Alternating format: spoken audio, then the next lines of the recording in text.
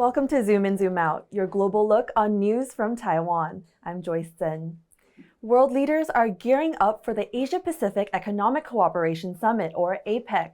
It's a rare international forum where Taiwan can actually participate, and this year it's being hosted in San Francisco.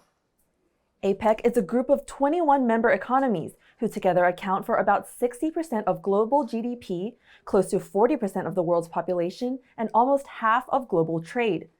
But it's more than just trade. The week-long summit brings together ministers and business leaders to discuss everything from food security to gender issues.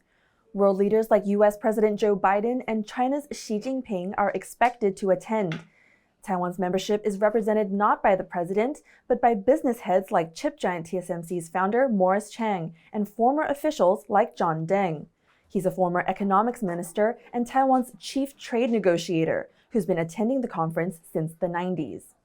But before traveling to San Francisco, I spoke with Minister Deng, who said Taiwan's top priority is to remind its international partners that it's ready and willing to cooperate on trade and beyond.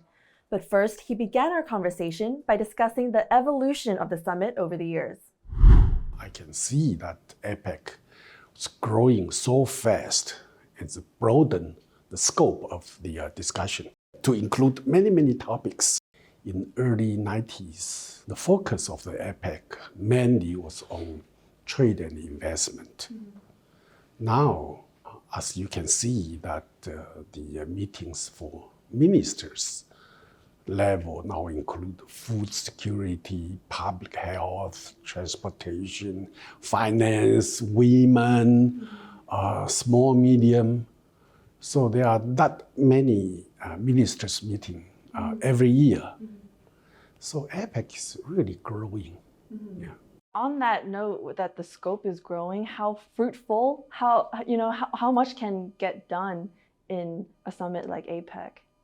So in the World Trade Organization, the focus is for negotiation, for trade negotiation. So you give, I take, you give.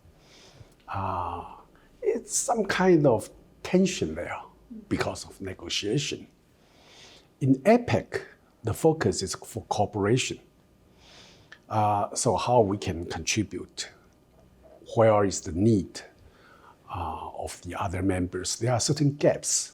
So the atmosphere is totally different.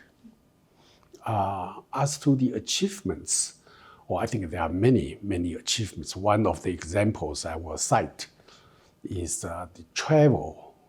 They call APEC travel card. How can we develop a system where to facilitate the business travelers in the region? And I think many times we talk to business communities, they all use this as an example of the success of APEC. There are other areas on public health, on small, medium business cooperation. Like you said, it's not just on trade.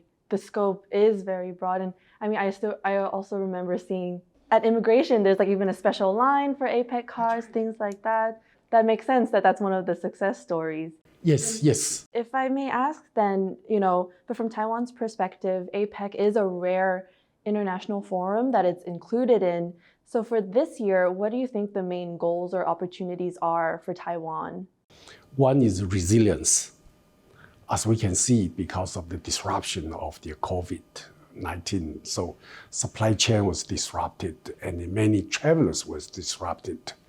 So this resilience, how to build up the resilience of the APEC is one of the focus points. We think what Taiwan can contribute the most is using the technology to help the region for the resilience. For instance, now people are talking about AI. Taiwan is very strong in these chips, and chips is a vital part for the AI. And if AI can properly developed, that can help the public health, can help the ordinary, every part of the life. Taiwan has never been able to send a government official. It's always a special envoy. In the past couple of years has been the TSMC founder, Morris Chang. does that hinder Taiwan's contribution in these talks? I think this is really a very unfortunate thing that the leader, our leader, President Tsai, cannot attend the APEC summit. Then she has to ask Mr. Chang to represent her. We hope that someday it can be corrected. But even with this deficiency to us, our enthusiasm for participating in APEC is not diminished at all. Minister Deng, you've mentioned several times before on record that it's important for Taiwan to establish itself in the international sphere as a reliable partner, right? Is that also the key message again? Yes, of course, that is very important. If we see what happened during those COVID years, we were able to make the society continue to function very well in terms of the production of the products, in terms of our lives. So we are able to continue to be, as you said, a very reliable partners for the world. We continue to produce the chips that the world needs. We were able to help some countries with the mask, with those medical equipments that help them to control the disease. And that's one thing, our capability. The other is our system. Taiwan is very open.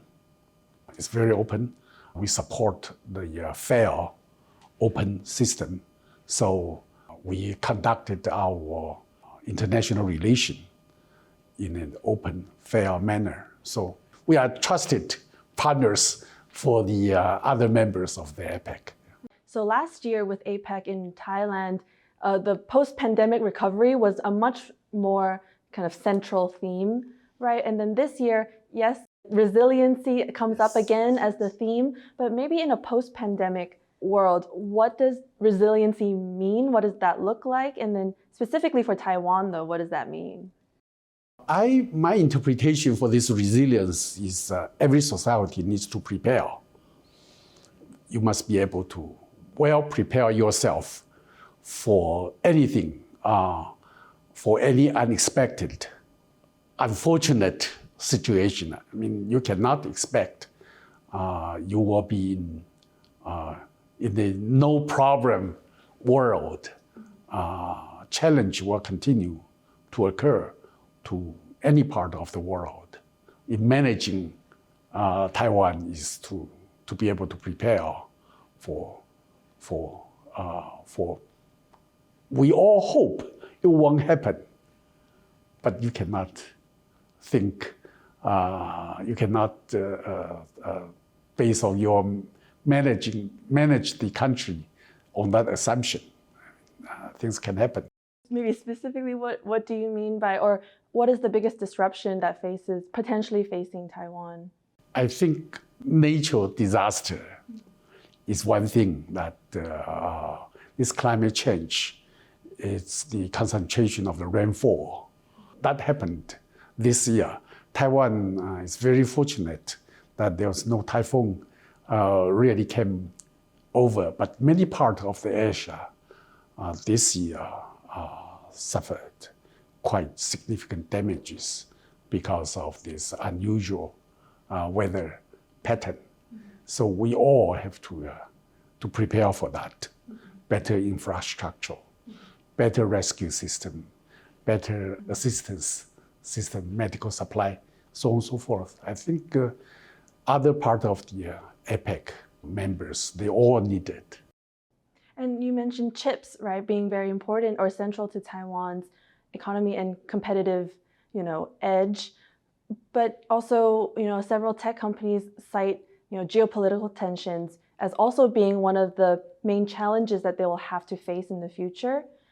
What do you think, with APEC being set in the US, a potential, Biden-Xi meeting, and just the context, the whole backdrop of this chip war And Taiwan's envoy being Morris Chang, the TSMC founder, what is your thoughts on that situation? What kind of talks do you think would be possible from that?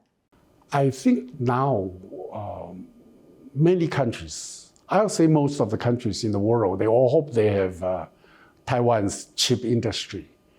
But one thing, at least they have to prepare themselves, is for the talent. This is a very talent concentrated industry. Taiwan's fortunate is because we are able to produce those talents. I think our business and the Taiwan government also expressed that very clearly to in the APEC meetings that Taiwan is willing to help for the training of the chip talents. You've also, said that trade and attracting foreign investment is a big strength for ensuring Taiwan's security and all this kind of stuff. But Taiwan's valuable chips ecosystem is kind of expanding internationally. Does that weaken Taiwan's edge in any way or weaken its defense? We don't think so. Now, in the case of TSMC, you see, they expand to the United States, Germany, Japan. Mm-hmm. Those are the three countries that they are currently is building up their fabs there. We think it is expansion of Taiwan's strength. Mm-hmm. This is not weakening. Taiwan has its limit. Our resources, our water, electricity, talent, all have its limit. We cannot accommodate this unlimited expansion here. We may have to go upgrade ourselves, but we need to go to international, other part of the international market. And the evolution of the APEC summit specifically, it started as a very economic, you were saying, trade-driven thing, but now it seems very difficult to disentangle it from security issues, political issues. Does that take away, or how does that impact the value of the APEC summit in general, if at all? I think the expansion of the topics that APEC covers is a very healthy development. Economy cannot stand by itself, and the economy cannot solve all of the problems. It is the life that is the matter that matters us. So when APEC start to discuss public health, I think this is very important. When APEC start to discuss climate change, it's very healthy. Only focus on economy and trade is not resilient. Also, for instance, this year, U.S. also hosted a women's ministerial meeting. That is also very important. I think these women, small, medium enterprises, indigenous people, they are also a very important part for the stability of our society. So I think to expanding the topics is very healthy. That was Taiwan's top trade negotiator, John Deng, speaking in Taipei before traveling off to San Francisco for this year's APEC summit. And this has been Zoom In, Zoom Out. For more stories from TaiwanPlus News, please follow us on social media. Thank you for joining us, and we'll see you next time.